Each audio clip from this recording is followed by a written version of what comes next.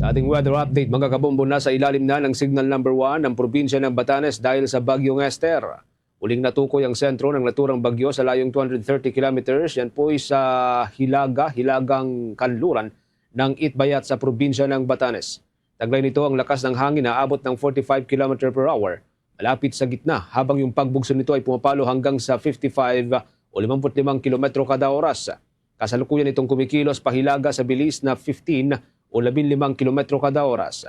Sa kasalukuyan, tanging ang probinsya ng Batanes ang nasa ilalim ng warning signal, ngunit hindi pa rin inaalis ang posibilidad ng paglakas ng naturang bagyo habang tinatahak ang direksyon papunta ng Taiwan. Taglay ng naturang bagyo ang potential impact na maaari pong makaapekto sa kabuhayan at mga property ng mga residente. Manatili pong nakatutok sa Bombo Radio Philippines, mga kabombo Caster Nation, para po sa karagdagang development sa naturang bagyo. Ito hong panibagong bagyo na nabuo sa hilagang bahagi ng Pilipinas at ngayon po'y patungo ngayon dyan sa may bahagi ng Taiwan.